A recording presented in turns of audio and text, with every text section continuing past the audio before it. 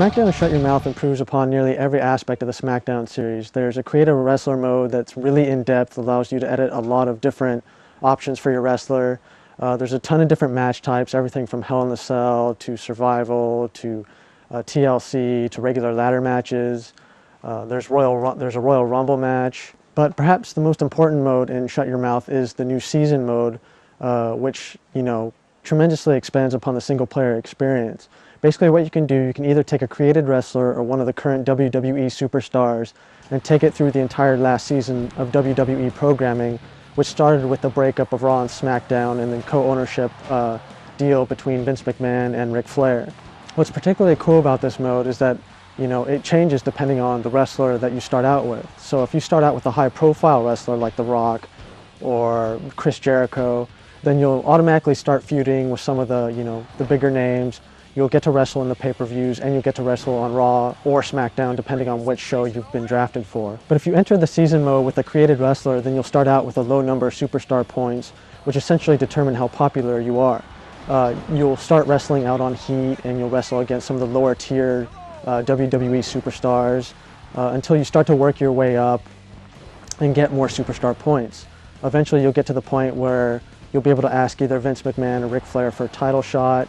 You'll start to wrestle on either Raw or SmackDown, and you'll finally get to start to wrestle on pay-per-views, which is important because if you win matches at pay-per-views, then you can unlock new items for the game, such as new moves in the Creator Wrestler mode, special movies, or even new costumes for the wrestlers. Also, the season mode can change depending on the conversations that you have with different characters.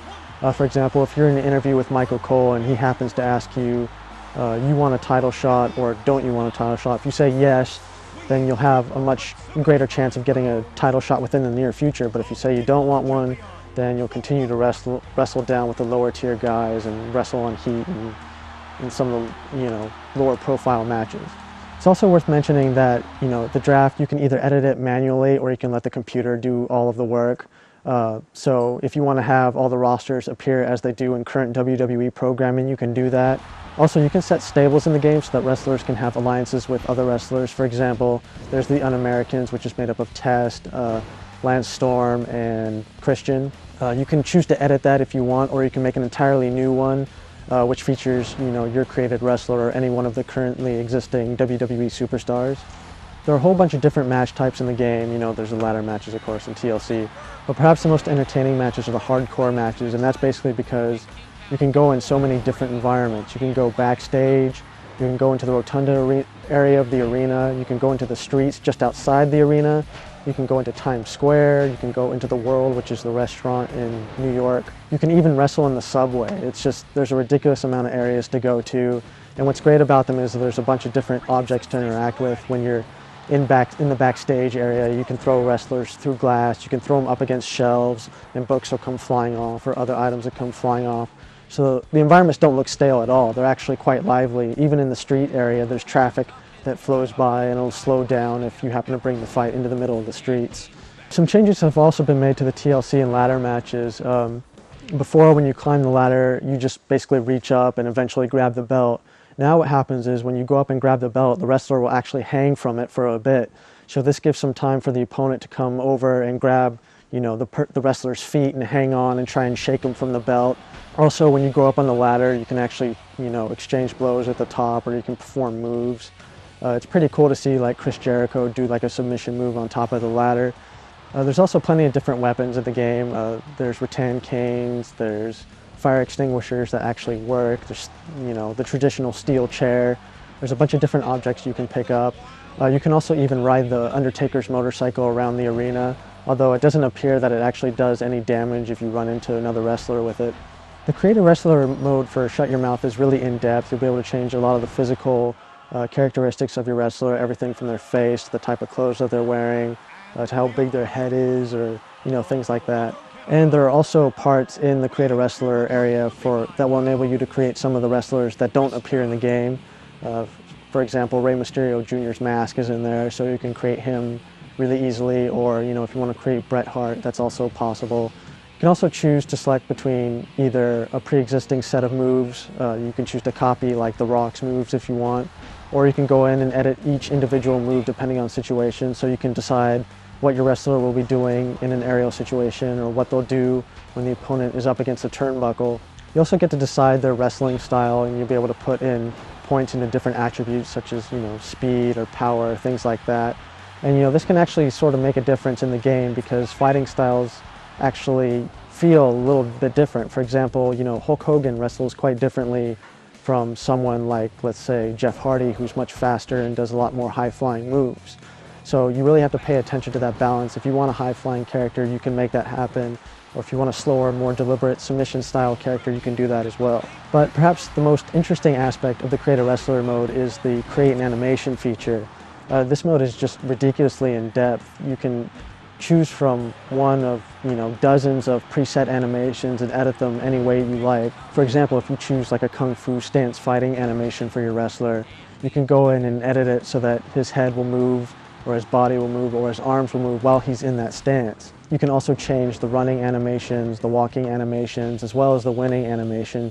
And there's all kinds of stuff you can do, and it's really impressive to see what Yuke's has been able to do with this mode, because there's just so much freedom to do, a lot of different things. A bunch of different tweaks have been made to the gameplay. The reversal system is actually much more difficult to use now instead of before where it's just, pressing a button as fast as you can to counter a move. Now you actually have to not only press the button, but you also have to guess which direction that the opponent is executing the move with. So for example, if an opponent presses up and circle to perform a suplex, you have to press up and square to counter that move. So there's a lot of guesswork involved, and you'll get penalized if you guess wrong because the opponent will be able to execute the move without any problem. Also, submissions work a lot better. You actually have to go to work on a certain part of the body in order to get a submission to work. So, for example, if you want to get a leg submission, then you always have to go to work on the legs by constantly doing a submission in that area. The graphics have been vastly improved over Just Bring It. The detail in the wrestler's face is amazing. Hulk Hogan actually looks like a withered old man. Booker T will, pop his eyes wide open and his mouth will be wide open when he's up at the entranceway doing his, little introduction move. Likewise, when you're talking to wrestlers face to face, you'll really get to see the detail. Like Ric Flair, he looks absolutely amazing, as does Vince McMahon. Really, Yuke's has done an amazing job with the graphics. The animation in the game also looks fantastic, though there's a lot more canned animation than there was in Just Bring It. This is in part to Yuke's trying to make the gameplay feel a little bit smoother than it did in Just Bring It, and to a certain extent it works, but be prepared to see a lot of, animation where you can't actually control the wrestler or what he's doing. For example, when Hulk Hogan does his little, he gets punched in the face and then he goes like that. Be prepared to see that quite a bit, especially since it's a basic move in the game. Yuke's has removed the play-by-play commentary system that was featured in Just Bring It and replaced it with sort of just an occasional comment system provided by Jim Ross and Jerry the King Lawler. Well, they'll occasionally chime in with a comment about the match saying, well, look, there's the sharpshooter, or, what's going on.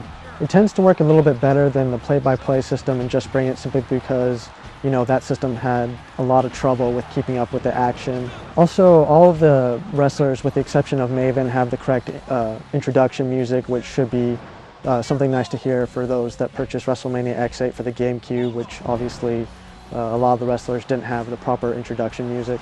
SmackDown Shut Your Mouth is easily the best SmackDown game to date. The Create a Wrestler mode is in-depth. The season mode really gives some longevity to the single-player experience.